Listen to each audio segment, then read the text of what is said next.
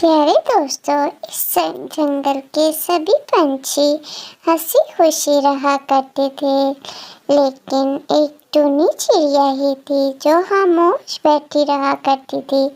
उसे बाकी जंगल के पंछियों के साथ बैठना, उठना, खाना पीना बिल्कुल भी पसंद नहीं था। वो अकेली अपने ही घोंसले के आगे बैठी उदास बैठी रहती थी, पता नहीं किन सोचों में हमेशा घूम रहा करती थी। सब पंछी उससे बात करने की बहुत कोशिश करते थे, लेकिन उसको किसी से बात करना बिल्कुल भी पसंद नहीं था। वो हमेशा अपनी ही सोचों में मगन रहा करती थी। उसे कोई सरोकार नहीं था कि कौन जंगल में क्या कर रहा है। ऐसे ही उसकी जिंदगी गुजर रही थी। सभी पंछी उससे बात करने की बहुत कोशिश करते हैं, लेकिन वो थी कि किसी को कोई जवाब नहीं दिया करती थी। इसीलिए सब पंछी उससे बात कर कर के खामोशी से वापस चले जाते हैं और वो उनको कोई बात का जवाब नहीं दिया करती थी। फिर एक दिन एक मीठी तोती उसके पास आकर बैठती है और उससे बात करने की कोशिश करती है। टूनी, तुम्हें हमारे पास रहते हुए काफी अरसा हो गया, लेकिन तुम हो के हमसे कोई बात नहीं करती हो। कुछ तो बताओ अपने बारे में। आखिर तुम क्यों इतनी गमगीन रहती हो? किसी से कोई बात नहीं करती हो, ना हंसती हो, ना खेलती हो और ना ही कभी ज्यादा अनाज खाती हो। ऐसे तो तुम्हारी सेहत भी बिगड़ जाएगी। तुम किसी से अपने दिल की बात करोगी तो तुम्हारा मन हल्का हो जाएगा। इसलिए तुम मुझे बताओ कि तुम्हें क्या हुआ है, तुम क्यों इतनी गमगीन रहती हो? लेकिन टूनी उससे पलटकर कोई जवाब नहीं देती। दूसरे दिन फिर वहाँ टुनटुनी चिड़िया आती है और वो भी टूनी से बातें करती रहती है, लेकिन टूनी उसको भी कोई जवाब नहीं देती।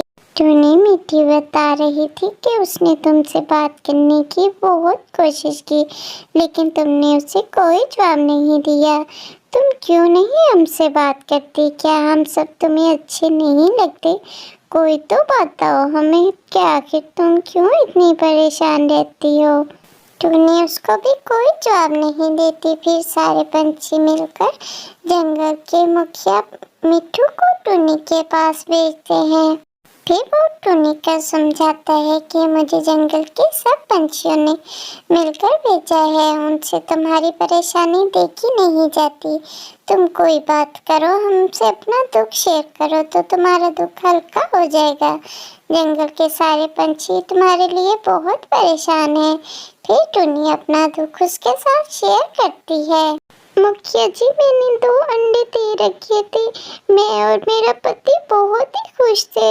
उसमें से अनकरीब बच्चे निकलने वाले थे, लेकिन जंगल में बाढ़ आई और मेरे दोनों अंडे उस पानी में बह गए। मैंने उनको बचाने की बहुत कोशिश की, लेकिन मैं उनको नहीं बचा पाई। बस उस दिन से मुझे हंसना खेलना भूल गया है। फिर मिट्ठू तोता टूनी को समझाता है कि जिंदगी से इस तरह नाराज बिल्कुल नहीं होना चाहिए। तुम अपनी जिंदगी को नए सिरे से शुरू करो और जिंदगी को एक मौका फिर से दो।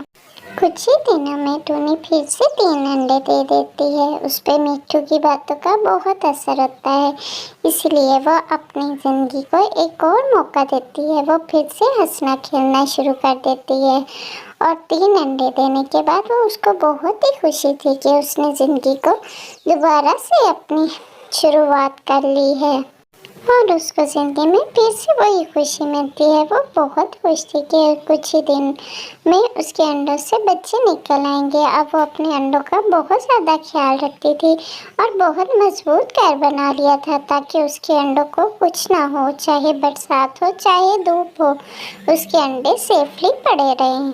और वो उन सब पंछियों के भी बहुत शुक्रगुजार थी जिन सब ने उसको समझाया था और उसने ज़िंदगी को फिर से जीना शुरू कर दिया था, इसलिए वो बहुत खुश थी। और टुनटुनी उसकी बहुत अच्छी दोस्त भी बन गई थी। फिर टुनटुनी को वो बुलाकर बताती है कि मैंने अब 3 अंडे दिए हैं।